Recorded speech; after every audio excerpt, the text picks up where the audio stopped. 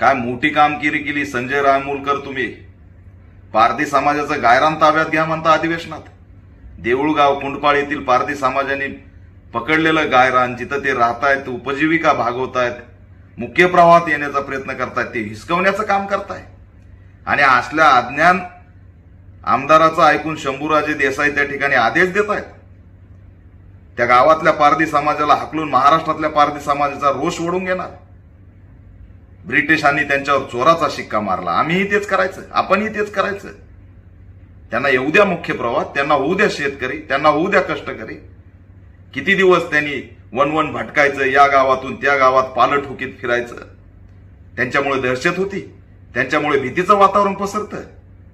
अरे या महाराष्ट्रात कुणामुळे भीतीचं वातावरण पसरलं हे सगळ्या महाराष्ट्राला माहित आहे. संजय रायमुलकर, पारधी समाजाच्या नादी लागू नका आणि त्यांना विशिष्ट समाज म्हणून तुम्ही हिणवताय, याचा आम्ही निषेध करतोय. स्वतः राखीव मतदारसंघातून निवडून आला त्याचं भान ठेवा. डॉक्टर बाबासाहेब आंबेडकरांच्या आरक्षणाच्या भूमिकेतून निवडून आला त्याचं भान ठेवा.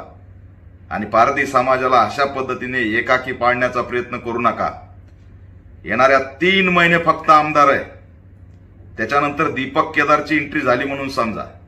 महाराष्ट्रातल्या पारधी समाजाला आव्हान करतोय, भयभीत व्हायचं कारण नाही. देऊळगाव कुंडपाळच्या पारधी समाजाला त्या ठिकाणी भयभीत करू नये, त्यांना टार्गेट करू नये. कशाला तुम्हाला जमिनी पाहिजेत आम्हाला माहितीये. कमी पडायला लागल्या जमिनी स्वतःच्या. एखाद्या समाजाने जर मुख्य प्रवाहात येण्याचा प्रयत्न केला तर त्याला हाणून पाडायचं, हे आम्ही खपून घेणार नाहीत. त्यामुळे त्या ठिकाणी जी काही पारधी समाजाला टार्गेट करण्याची भूमिका सुरू आहे ती थांबली पाहिजे. त्यांना भयभीत करू नका, त्यांना टार्गेट करू नका, त्यांना जगू द्या. वन भटकंती त्यांची थांबवा. या ठिकाणचे सन्माननीय मुख्यमंत्री यांना मी आव्हान करतो की हे असल्या तुमच्या अज्ञानी आमदारामुळे महाराष्ट्रात तुम्ही टार्गेट व्हाल. त्या ठिकाणी पारधी समाज हा छोटा नाहीये, पारधी समाज हा मोठा आहे.